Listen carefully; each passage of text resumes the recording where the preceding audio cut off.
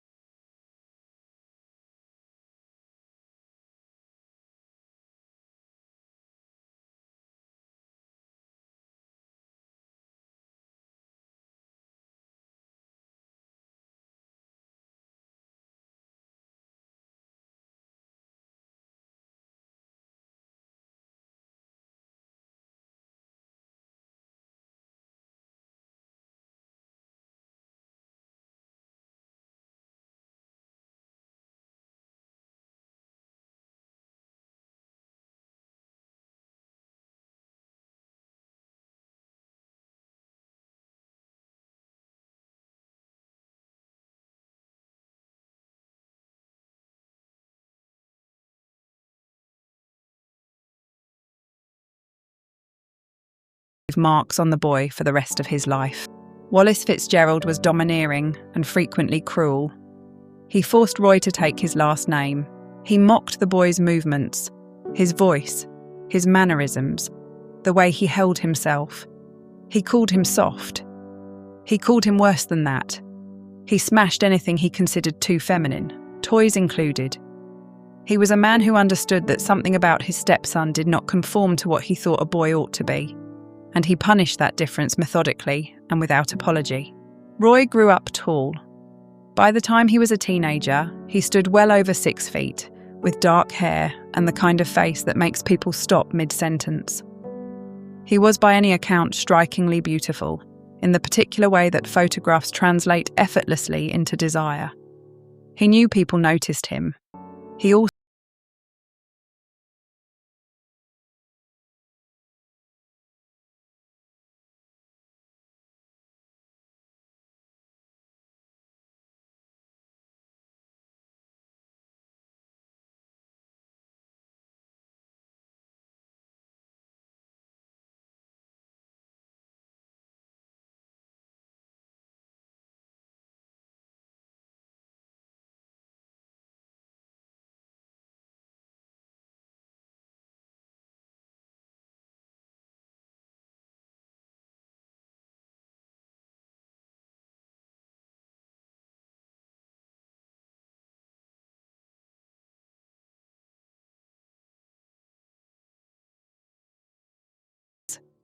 Most of them went unanswered.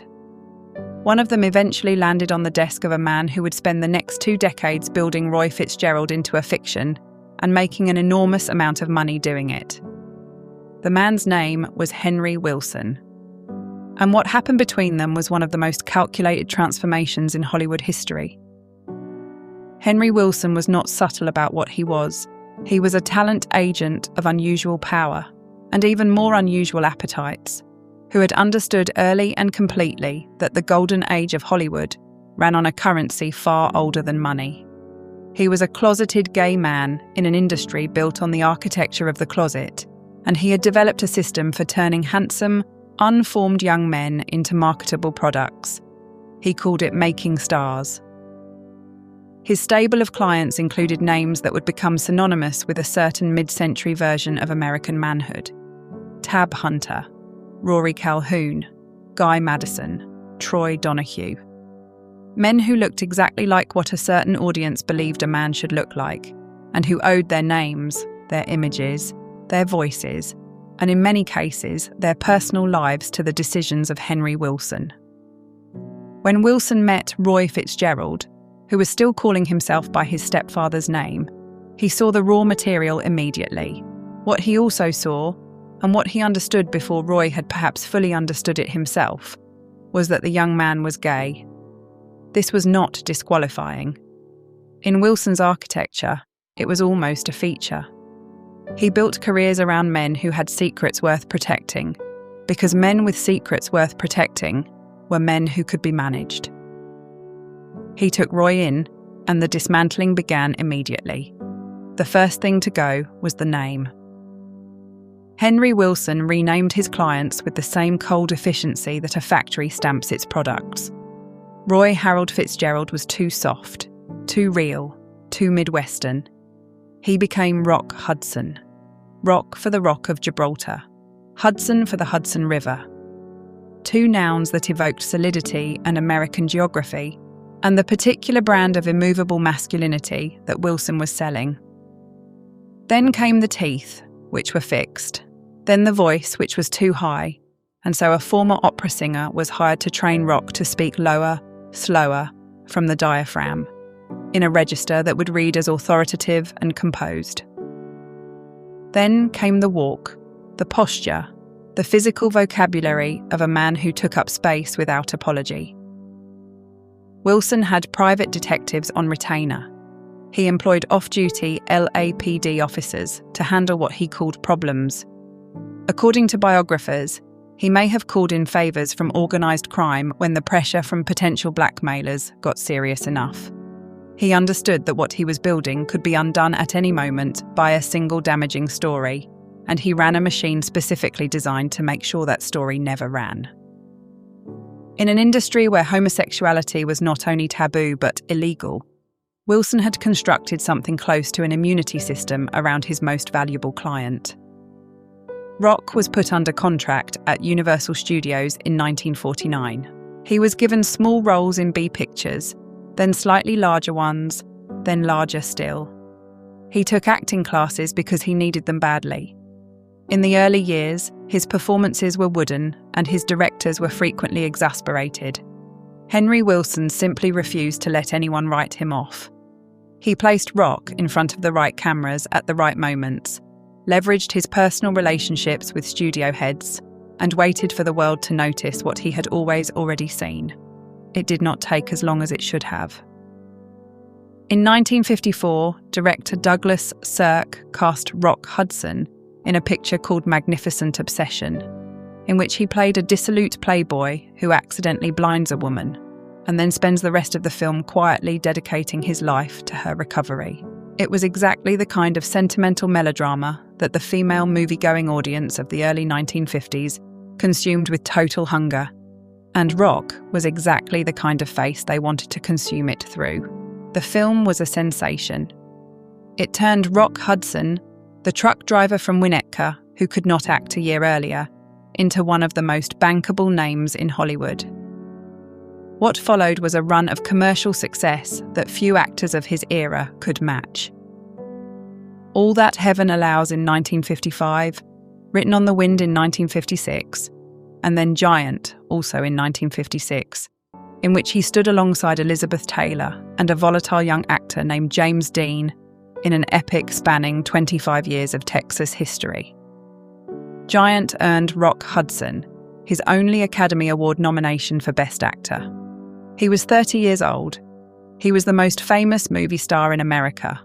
Life magazine had already named him Hollywood's most handsome bachelor in 1955, and fan magazines treated his romantic availability as a story unto itself, running breathless features about the women he might one day marry, the home he might one day share, the children he might one day raise. None of it was real. His closest colleagues and co-stars knew he was gay. It was what biographer Mark Griffin would later call a conspiracy of silence, one built not on indifference but on genuine affection. People who worked with Rock Hudson described him consistently as warm and generous and kind to everyone on set, from the lead actress to the electrician to the assistant director's assistant. He was funny. He was gracious. He remembered names. He made people feel seen in the particular way that very beautiful people sometimes can. A kind of deliberate attentiveness that functions almost like a gift. People kept his secret because they loved him. They understood that exposure would end him, and they did not want to be the ones who ended him. But not everyone operated on affection. In 1955, a tabloid magazine called Confidential had placed a $10,000 bounty on Rock Hudson.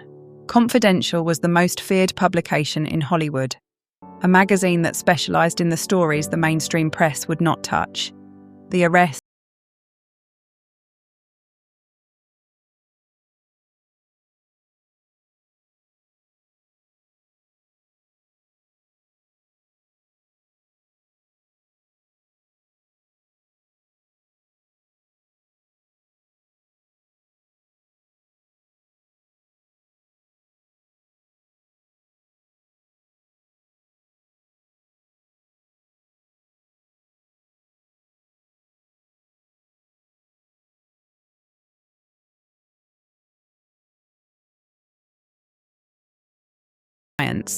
whose years as a convicted thief and car thief were disclosed to the magazine in detail.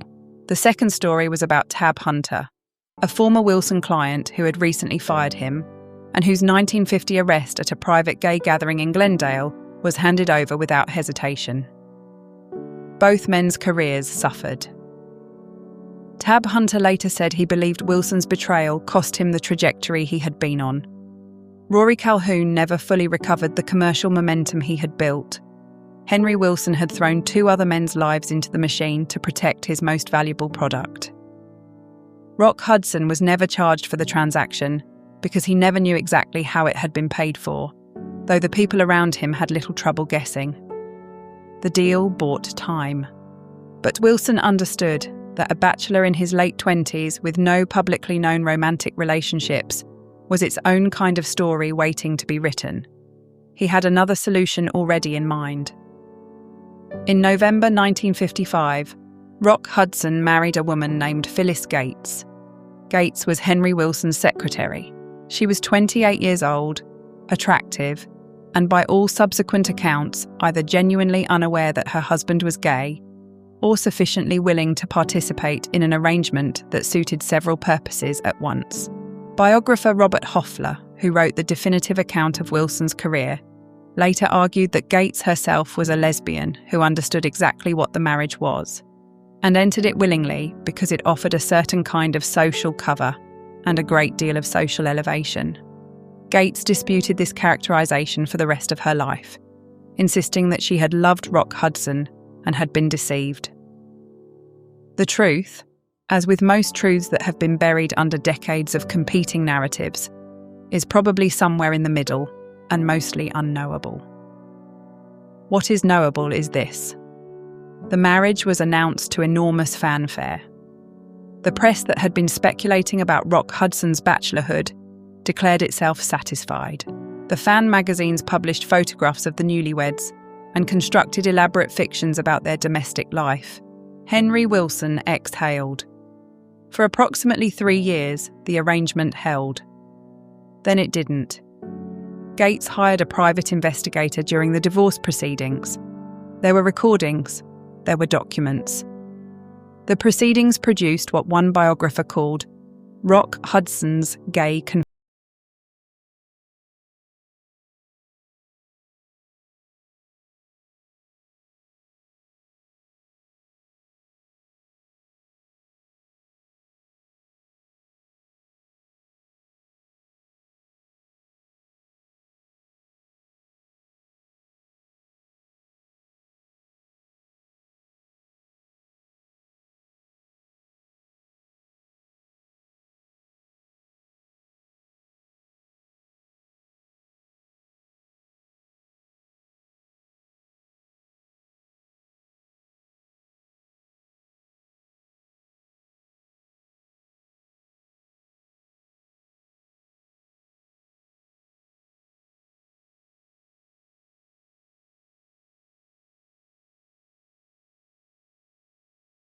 Was, by any measure, the greatest role of his career. And unlike his movie roles, He never got to put it down at the end of the day. In 1959, Universal paired Rock Hudson with Doris Day in a screwball romantic comedy called Pillow Talk. The premise was built around mistaken identity, sexual tension, and the particular kind of will they, won't they energy that audiences of the era consumed greedily. Rock played a womanizing songwriter who shares a telephone party line with Day's interior decorator, and the two of them are locked for most of the film's running time in a battle of wits that is supposed to end, as all such battles end, in recognition and desire. He was charming, she was radiant. The chemistry between them was electric.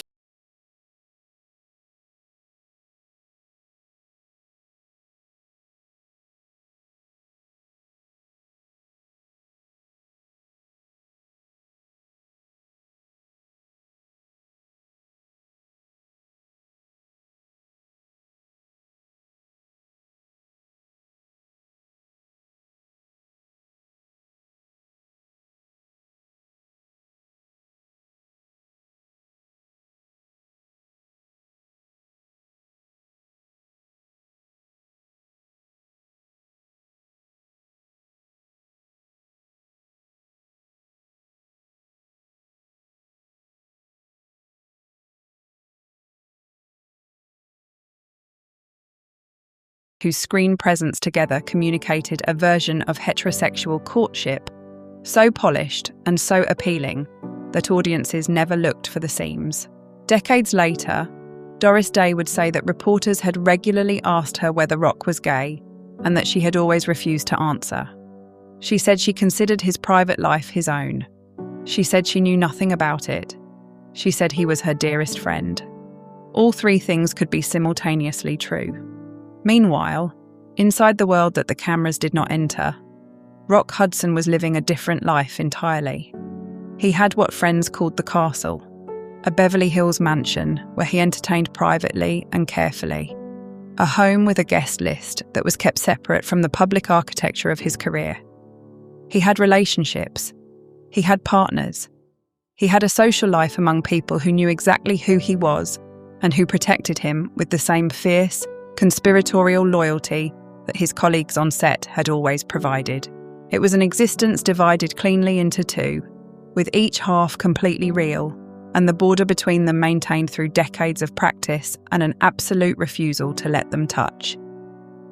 By the end of the 1960s, the roles began to dry up. The romantic lead industry had its own internal clock, and Rock Hudson was aging out of the calibration it required. He tried drama, including a deeply underrated performance in the 1966 film Seconds, in which he played a man who undergoes a complete physical transformation and then cannot live inside the identity it produces. It was the closest thing he ever committed to film to a reflection of his actual life, and it was largely ignored by critics and ignored entirely by audiences who had not come to see Rock Hudson struggle with questions of authentic selfhood. They had come to see Rock Hudson be Rock Hudson, and if he could no longer be that convincingly in the format they preferred, they would find other things to watch. He turned to television. Macmillan and Wife ran from 1971 to 1977, cast him as a San Francisco police commissioner opposite Susan St. James, and reminded a new generation of viewers what they were supposed to feel in his presence. It was comfortable work. It was prestigious work. But it was not the same thing, and Rock Hudson was not unaware of what it represented. The man who had once been the most profitable male star in Hollywood was now a reliable presence in weekly television, and the distance between those two positions was not something he carried without weight. In May 1984, Rock Hudson attended a state dinner at the Reagan White House. He had known Ronald and Nancy Reagan since their days together in Hollywood, a friendship that spanned decades and crossed the enormous distance between an actor who had remained an actor and an actor who had become the President of the United States. He was seated at the First Lady's table. Nancy Reagan, who saw him often enough to calibrate how he looked, thought he appeared thin. Too thin. She said something. He told her he had picked up a flu bug on a recent film shoot in Israel and had not quite recovered. She accepted this. The dinner continued. The evening ended. He went home.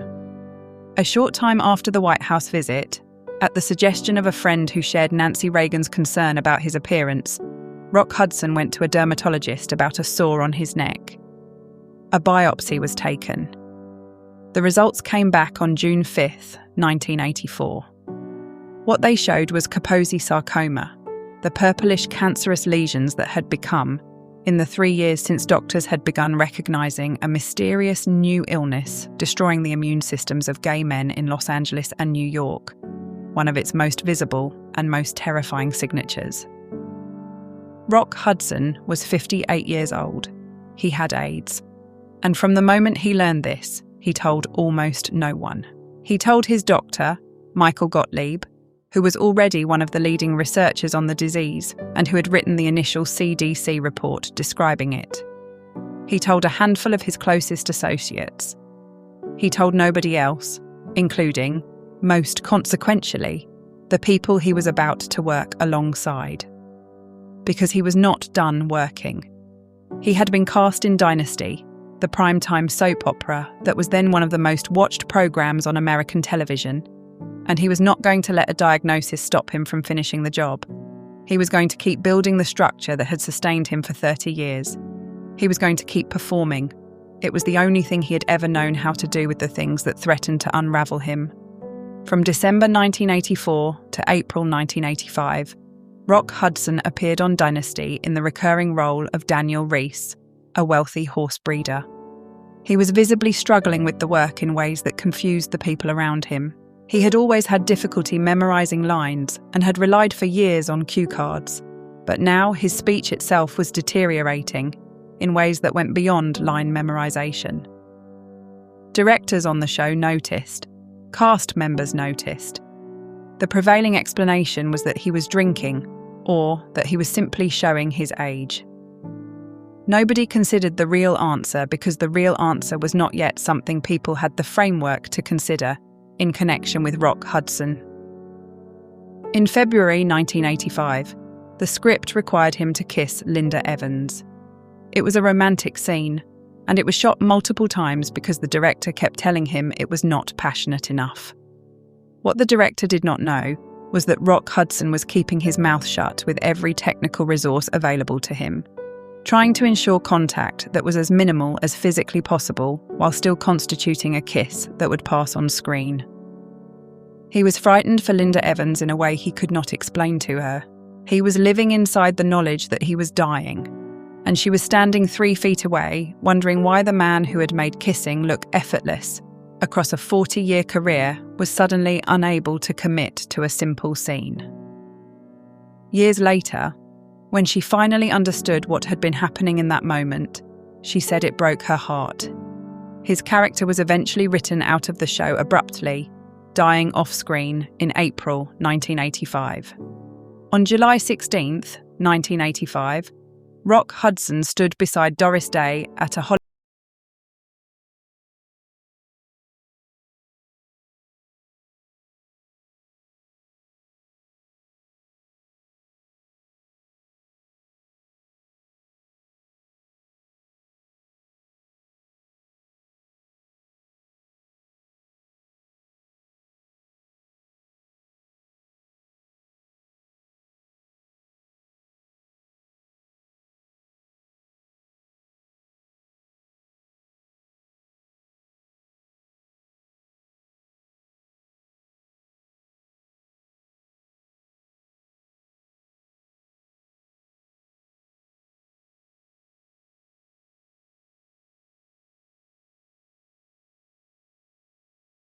Nobody knew yet what it was.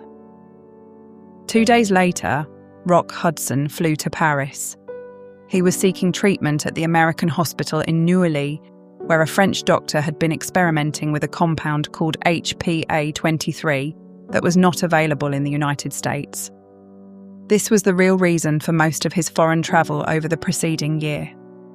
He had been to Paris before, had told people it was for film festivals, had described the trips as professional obligations while spending his actual time in hospital consultations and infusion rooms.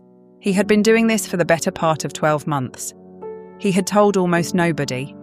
He had told the president's wife he had a flu. He had told his co-stars on Dynasty nothing at all. He had told the world he was fine.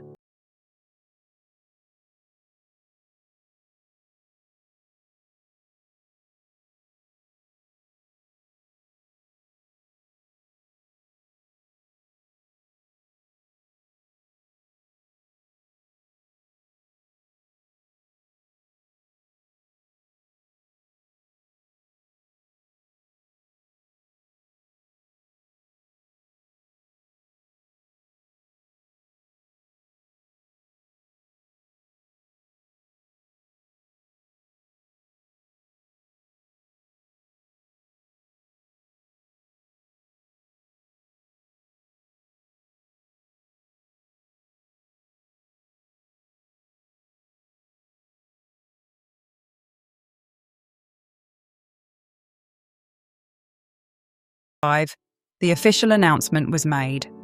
One press conference, one statement. And within minutes, according to people who were in the room when it broke, it was the lead story on every news broadcast in the world. The response was unlike anything the disease had generated in the 4 years since doctors had first started reporting it.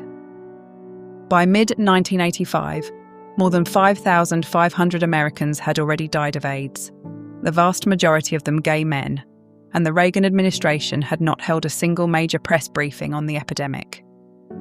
The president himself had not once spoken its name publicly from the podium of the White House. The press coverage had been sporadic and frequently dehumanizing. The funding was inadequate by every measure. The research was underpowered. The cultural treatment of the disease ranged from neglect to cruelty, and the people dying of it were dying largely without the kind of political attention or public grief that accompanies the death of people whom a culture considers worth grieving. And then Rock Hudson made his announcement, and the calculus began to change. William Hoffman, the playwright who had written the first major Broadway drama about AIDS, said it almost immediately.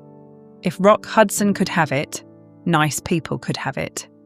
It's just a disease, not a moral affliction.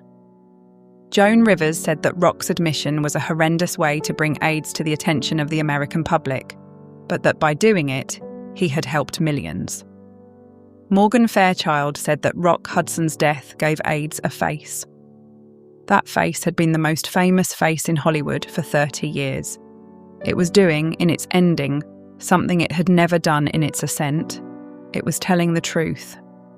Getting Rock Hudson home from Paris turned out to require a level of effort and expense that illustrated, with brutal clarity, exactly where America was in 1985 with respect to the disease that was killing him. No commercial airline would knowingly accept a passenger dying of AIDS. This was not a policy written in any official guidebook. It was a fear, the kind of fear that in the summer of 1985 was still largely indistinguishable from public policy, because public policy had not yet taken up the question. Rock Hudson was one of the most recognizable human beings on the planet. A 4-time Golden Globe winner, an Academy Award nominee, a man who had dined at the Reagan White House 6 months earlier. He could not book a commercial flight home. He had to charter a 747 at a personal cost of $250,000 to fly himself back to California to die. His publicist had reached out to the Reagans. The request was specific. Could the administration arrange for Rock to be admitted to a US military hospital where he might receive care outside the commercial medical system that was struggling to respond to the epidemic? The answer that came back through White House channels was no. The Reagans were privately sympathetic, according to subsequent accounts. Ronald Reagan phoned Hudson in his Paris hospital room. He released a statement after Hudson's death expressing sadness. But the administration's public posture on AIDS had not changed, and the use of a military hospital for a celebrity with AIDS was not something the White House was prepared to extend its political capital on in the summer of 1985. Reagan would not give his first major public address on the AIDS epidemic until May 31st, 1987, by which point the American death toll had surpassed 25,000.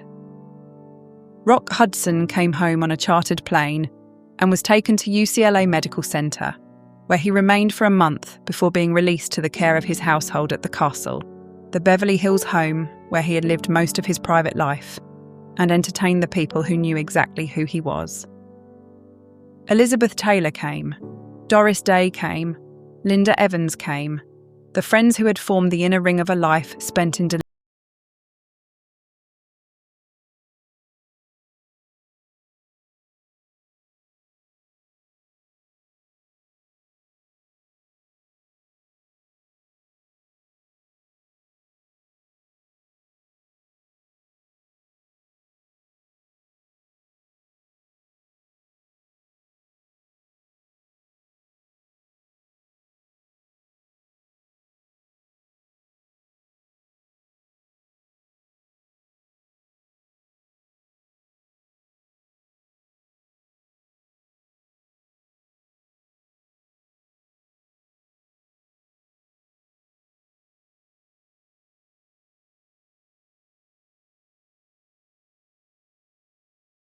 to a September 1985 Hollywood AIDS benefit called Commitment to Life that he was too ill to attend in person. The telegram was read aloud in a room full of people who had come, in part, because Rock Hudson's name was on the program. It said, "I am not happy that I am sick. I am not happy that I have AIDS. But if that is helping others, I can at least know that my own misfortune has had some positive worth." It was, in its way, the most honest statement he had made to a public audience in his entire career. He had spent 30 years building a lie with total commitment. He spent the final months of his life dismantling it, imperfectly, incompletely, but with something that the people who knew him recognised as genuine relief. Rock Hudson died at his home in Beverly Hills on October 2nd, 1985. He was 59 years old. He had spent the last weeks of his life in the Castle, the house he had called home for decades, the place where the people who loved the real version of him had always gathered. He died early in the morning. His secretary Mark Miller, who had been with him for years, and who had, under Rock's explicit instructions, refused to disclose his diagnosis to his then partner, Mark Christian, was there. His closest friends were nearby. He had been unconscious for the final stretch. The statement released afterward said he had died peacefully. The coverage was immediate and enormous, and global in a way that the deaths of earlier AIDS victims hadn't been. Every major newspaper in the United States ran his death on the front page. Every television news broadcast led with it. The footage of him at the Doris Day press conference 10 weeks earlier, gaunt and halting, and entirely unlike the man the world thought it knew, ran on loop. The contradiction between the image that had been sold and the reality of what had been happening behind it was the story that every journalist reached for first. And it was a legitimate story because the gap between them was so enormous and had been maintained for so long that its collapse felt like the collapse of something bigger than one man's privacy. The consequences followed almost immediately. People magazine reported that in the weeks following Hudson's announcement, private contributions to AIDS research more than doubled compared to the entire previous year. More than $1.8 million in new donations poured into organisations that had been struggling to fund basic research against a disease that had been claiming thousands of American lives annually for 4 years. Congress, which had not previously demonstrated any urgency on the question, set aside $221 million to develop treatments. The Commitment to Life fundraiser that had needed to move to a larger venue to accommodate the response to Hudson's announcement raised money that researchers would use in laboratories that were finally getting the resources to work with. Rock Hudson's death, in the most painful possible arithmetic, funded a response to the epidemic that his life had not been able to generate. Elizabeth Taylor used what she had witnessed to found what became AMFAR, the American Foundation for AIDS Research, built in part on the $250,000 that Hudson had contributed from his own estate before he died. It became one of the most important organizations in the history of the epidemic, funding the research that eventually produced the antiretroviral treatments that transformed AIDS from a death sentence into a manageable condition. Hudson left $250,000 directly in his will to support it. Taylor spent the next 3 decades raising billions of dollars more. His former lover, Mark Christian, sued the estate for intentional infliction of emotional distress, arguing that Hudson had continued an intimate relationship with him for more than 8 months after his diagnosis without disclosure. Christian tested negative for HIV repeatedly, but the jury awarded him significant damages based on the emotional harm of not knowing.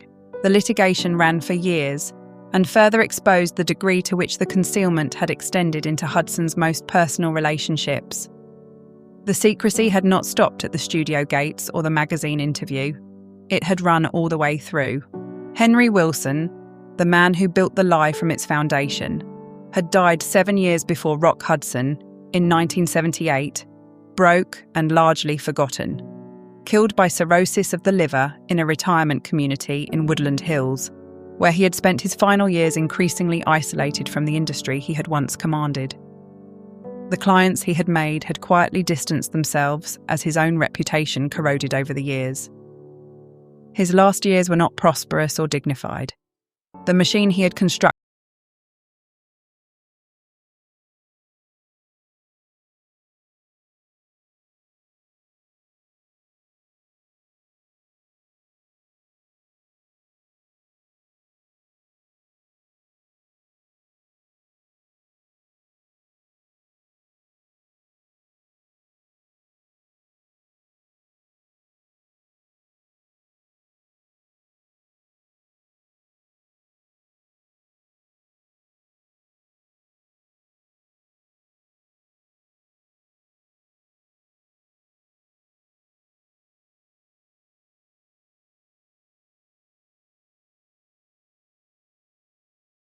news among the people who spent decades studying the history it claimed to document.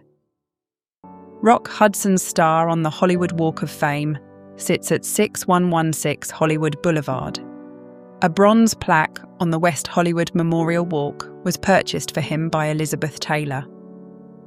A golden palm star on the Palm Springs Walk of Stars was dedicated in 2002. The castle was sold.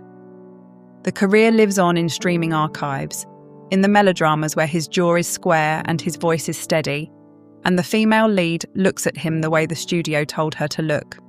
And there is nothing in any of those frames that contains any information about Roy Fitzgerald from Winnetka, Illinois, who drove a truck for a living and sent photographs of himself to people who did not answer. What the cameras captured was the product. What the cameras missed was the cost. The AIDS epidemic killed more than 700,000 Americans between 1981 and 2020. At the point Rock Hudson died, in October 1985, the American government had spent 4 years declining to name it from the highest available podium. The people dying of it had been largely invisible to the political process, to the funding mechanisms, to the cultural attention that determines which suffering gets treated as a national emergency. It took the most famous face from the most glamorous industry in the country, dying of the disease in full public view, to generate the political response that 4 years of deaths had not produced. That is not a story with a comfortable moral. It is a story about who gets to be a person in the eyes of the country that is supposed to contain them. Rock Hudson was not a political activist. He was not trying to change the world when he went to Paris seeking experimental treatment. He was trying to survive. He was doing what he had always done, which was find whatever resources were available and use them to keep going, to keep the performance running, to keep the distance between Roy and Rock wide enough that no one would look across it. The world found out anyway, and what it did with what it found out was something he did not plan for, and probably did not live long enough to fully absorb. He was, in the end, a man who spent 30 years hiding the most fundamental thing about himself inside the most public profession in existence. He did it because the world he inhabited, gave him no alternative that he could see. He did it with a skill that was almost artistic in its construction. And when the structure finally gave way, when the weight of the disease made concealment impossible and the cameras caught what the cameras had never been allowed to catch before, the collapse of one man's 30-year lie became the beginning of a response that saved millions of lives. Roy Harold Fitzgerald was born on November 17, 1925, in Winnetka, Illinois. He died on October 2, 1985, in Beverly Hills, California, at 59 years old. The world knew him as Rock Hudson. He died of complications from AIDS. He was the first major celebrity to publicly acknowledge the disease. He was also, in a quieter and more private way, a man who liked to cook for his friends and who called his home the castle, and who made everyone on every set he ever worked on feel that they were the most important person in the room. A man who spent decades managing the distance between who the world saw and who he actually was, and who in the end could not fully tell you which of those two people he thought he had been. The lie lasted 30 years. The truth lasted about 10 weeks. But the 10 weeks changed more than the 30 years ever did. And somewhere in the arithmetic of that is something that took a very long time to become visible, which is that Roy Fitzgerald, the truck driver nobody planned for, may have done more for the people the country had decided to ignore than any of the movie stars the industry was actually trying to build. If you found this story worth knowing, please like and subscribe so you never miss another one.